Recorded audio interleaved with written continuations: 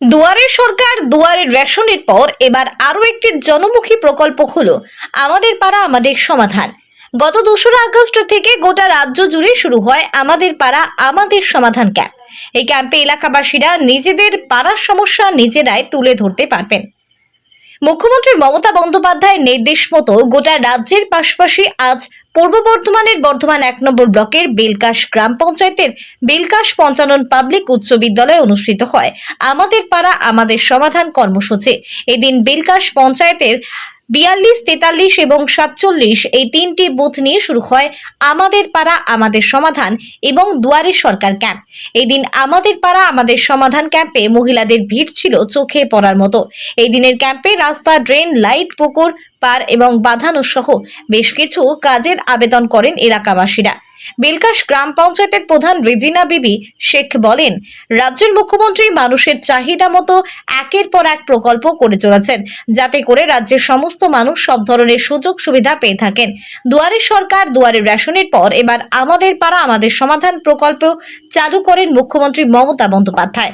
আর এতে গোটা বাংলার সমস্ত মানুষজন উপকৃত হবে বলে জানান প্রধান বলেন, এই ক্যাম্প রাস্তা, ড্রেন, সোলার লাইটের চাহিদা বেশি আছে, তবে খুব শীঘ্রই সমাধান হবে বলে জানান তিনি। বেশিরভাগ চাহিদা হলো লক্ষ্মী ভাণ্ডার, স্বাস্থ্যসাথী, তার বার্ধক্য ভাতা, বয়স্ক ভাতা, কৃষক বন্ধু। বেশিরভাগ চাহিদা রাস্তাঘাট, ড্রেন, তারপরে সোলার লাইট।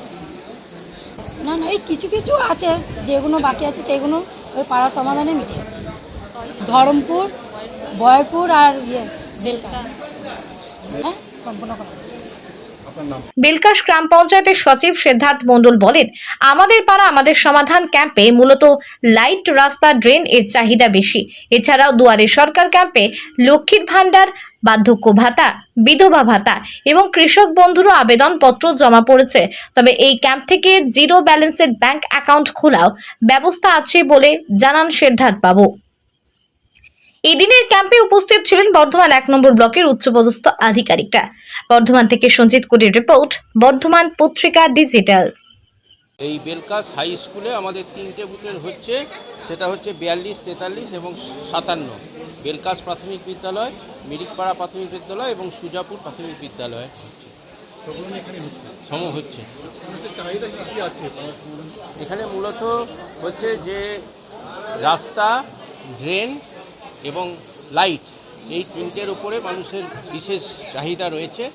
বিশেষ করে বর্ষাকালীন সিজনের পরে বেশ কিছু রাস্তা খারাপ হয়ে যাওয়ার জন্য তাদের ডিমান্ড এই রাস্তাগুলিকে পাকা এবং কংক্রিট ড্রেন করে দেওয়া হোক।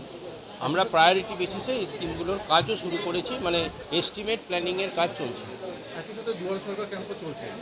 হ্যাঁ, এখানে মূলত হচ্ছে লক্ষ্মীর ভাণ্ডার এবং ভাতা রিলেটেড যে ইয়েটা রয়েছে, সেখানে আপনাদের ভিড়টা বেশি আছে, যে ক্যাম্পগুলো রয়েছে। বেলকাশ যেটা আছে এটা কৃষি প্রধান এলাকা। কৃষক বন্ধুর জন্য কীরকম? কৃষক বন্ধুর জন্য ভালোই পড়েছে। কৃষক বন্ধু যেটা বাকি আছে তাদের মূলত কাজ চলছে আমাদের এখানে। কৃষক বন্ধু এবং বিদ্যুৎ দপ্তরেরও যে সাবসিডি বা নতুন কানেকশানেরও আমাদের ইয়ে চলছে। ব্যাংকেরও ইয়ে আছে, তৎকালীন জিরো ব্যালেন্সে অ্যাকাউন্ট খোলারও ব্যবস্থা আমাদের আছে। নাম আছে সিদ্ধার্থ মণ্ডল, সচিব, বেলকাশ গ্রাম পঞ্চায়েত।